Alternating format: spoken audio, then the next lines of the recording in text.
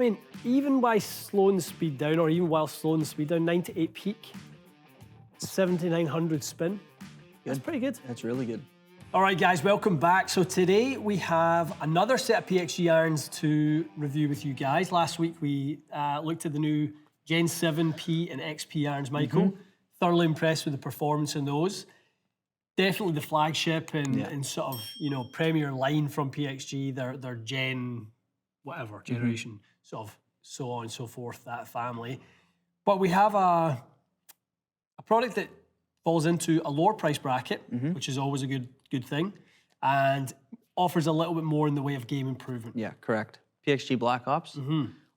From the back, it looks great. It's got a little carbon action to it, but a lot of tech in this. It's got dual cavity, so they've taken a lot of weight from the center of the head and been able to kind of give it more perimeter weighting, move around CG. So yes, it's a more game improvement iron, but it's not just, you know, a chunky iron that has nothing to it. They've moved weight around to help that golfer.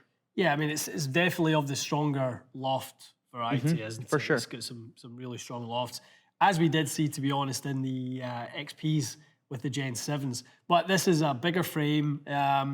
Like you said, we've got X-Core 2 in there, not the new Quantum Core that's in the Gen 7. It doesn't have the new polymer. It is the Gen 6 polymer, which was, you know, the flagship line until recently, until the breakthrough with the Gen 7 line. So probably the cost reflective of that, that it is the material that they had previously been championing as sort of the breakthrough for them. Yeah, I mean, as I say, handicap-wise, I would say probably looking at maybe the kind of 8 to 10 and upwards range, right? So something, you know, around that, looking for some distance. We talked about it last week with the XPs, maybe the over-the-top caster, you know, dynamic loft, adding golf swing, probably a similar thing here. Yeah, I would think. Hopefully when you get loft as strong as these are, you still want to see a bit of height to them, you know, especially for the player. Maybe we regulate the speed a bit for the test. I think so. Because nothing worse than a strong lofted iron and it doesn't have a chance to stop on a green. Yeah, and to be honest, the speed I swing at, you know, a pitch and wedge or a 7, it will always, regardless of the loft, it will always stop on the green because it's got a lot of speed in there. So if the ball speed's coming out there at 109, 110, I'm probably normally 104, 103 pitch and wedge. The ball speed is creating so much velocity and up that it is going to stop. So yeah, we'll regulate speed a little bit and try and replicate and sort of appeal to the golfer that we think is going to be looking at this this iron as an option for them. Yeah, were you surprised after we tested, obviously, Black Ops as a line back in, you said December? Yeah, obviously the metal wood line came and we were really impressed with that. Were you surprised to see an iron that fell into the game improvement category from that line? Yeah, I mean, they had the Black Ops Tour head in the driver, so I was thinking maybe they come out with a forgiving iron, but also maybe something a bit sleeker as well in that different price range. But yeah, we'll see. Maybe they'll add that eventually. Maybe. Yeah, true. All right, let's start with the wedge. Okay, we're going to start with pitch and wedge, 130 yards. We're going to try to slow the speed down a little bit. Yeah. Thoughts at address right out of the gates? Big. Yeah. Big. So there's a lot of face there. So again, for that handicap that struggles with the ball striking, lots of confidence, lots of forgiveness in it. Not overly offset. Okay. I will say that. You know, I've seen big wedges in the past that have looked really offset and I've went, oh, I just can't. This is not that. I mean, even by slowing the speed down, or even while slowing the speed down, 98 peak, 7,900 spin. That's pretty good. That's really good. Good strike. Yeah, felt good. Tell you one thing, they sound actually pretty nice. Yeah. They're not off-putting really, are they? No.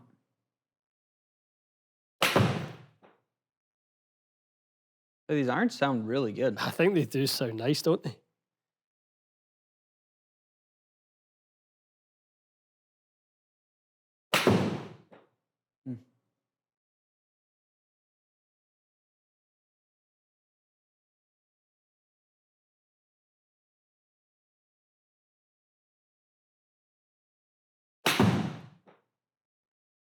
Cool.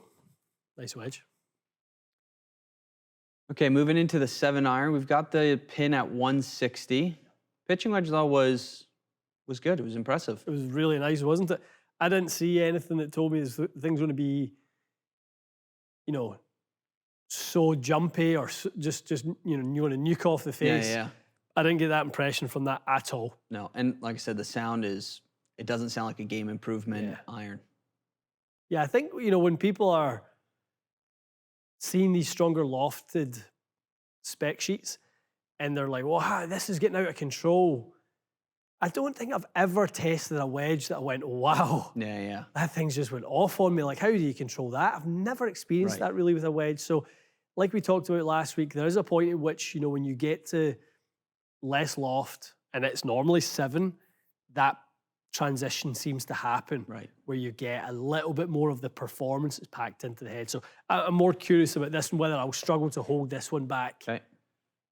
Let's see.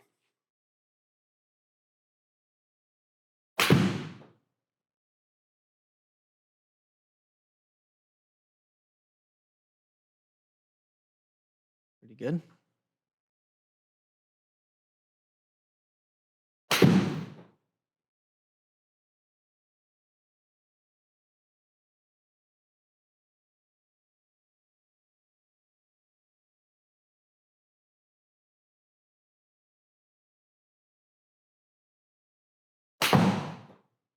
Good strike.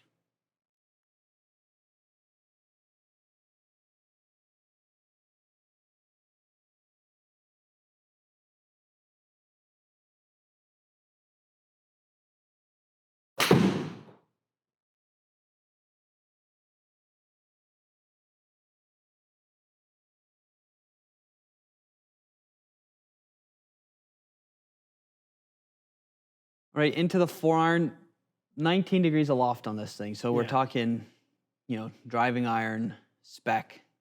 Probably something that could be a driving iron if you really needed it to. Offset on this one? Lots. Yeah.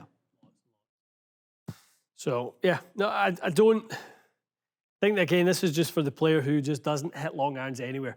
They take long irons out the bag and replace them with hybrids. Potentially, but maybe they find that hybrids are too one-dimensional for them. They want to go back and have a 4-iron option. Maybe 4-iron's a squad player. That's what this is to me. So let's see if we can keep that peak height at 190. So there's probably, like a bit more of the speed I think that is appropriate, but look at the launch conditions change. Very flat. Yeah.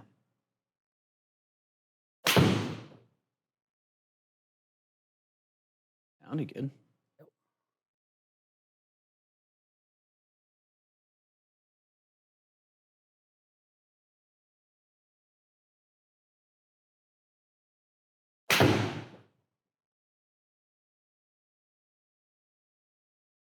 Those last two are pretty good. Speed-wise, they're in the right window too. Yeah. I mean, at that loft, it's once it hits the ground, it's going to run out.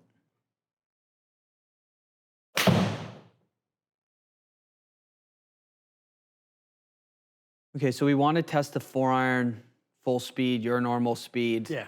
Because obviously at this loft at a slower speed, it does come down quite a bit. It's coming down a little bit naturally as you lose static loft and you don't have the velocity.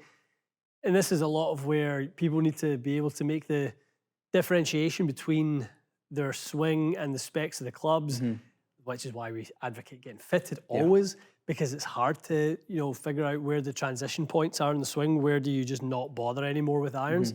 So let's pop the green back to like 230 and let's hit one full tilt. 230, easy there. Don't hurt your neck. I won't. I won't.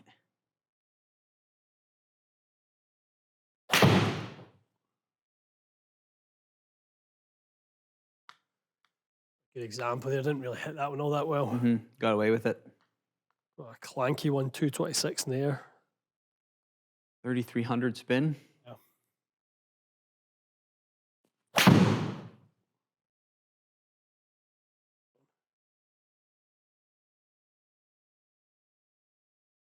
$230 in the air. Plenty. All right, initial reaction to this sort of test and how it unfolded? I mean, a good set of irons. It sounds nice, which I think. Was a bit of a surprise. Yeah, Is that I was fair? expecting this high hollow sound. Performance I thought was pretty good off the pitching wedge. 7-iron was pretty good. 4-iron was tougher. And I think in a fitting bay, that's when you tell a customer, okay, let's look at a 22-degree hybrid versus a 19-degree 4-iron. So we were swinging that at, well within or well under what we normally swing that at, and distance-wise, looking at 130 in the wedge. The wedge peaked at 98 feet. Its stopping power was at around 50, 51. 7-iron was at 46 land angle, and it peaked at 96. There is no issue. And most people, obviously, people have a wedge and a 7 in the set. That's a non-negotiable. The next one we talk about is a negotiable. Yeah. Is where you transition into the iron. So if we look at how the 7 and the wedge performed, not at high speed, and we'll show in a second the difference between adding speed and not, I'm really impressed with what you get with these. Totally. I think part of why it works is, we're delivering that in a way that I think the person who's going to use this iron would, which is to not have too much shaft lean and be too much of a squeezer when it comes to the ball flight, too much of a compressor. Dynamic at 25 and static is at 28. Yeah. And in dynamic loft, it called round up 38 when static on the wedge is at 42. So there's a bit of shaft lean, but not much. Nothing and that's crazy. why it works. That's good. Right. So as we get into the 4 and we start to look at the height, so we've got kind of two nice, very comparable apex there, and then we get into lower flighted. Yeah. And the flight characteristics change a little bit. We get pretty high efficiency, 144, driver territory. Starts to look like a 3-wood in terms of the launch and spin numbers. And it very easily reaches that mark. I didn't really have to add too much speed. We kind of increased it by 2.5 to 3 miles an hour per iron that we tried. But you can see that come down. Yeah, launch is low. Or loft is low, sorry, yeah.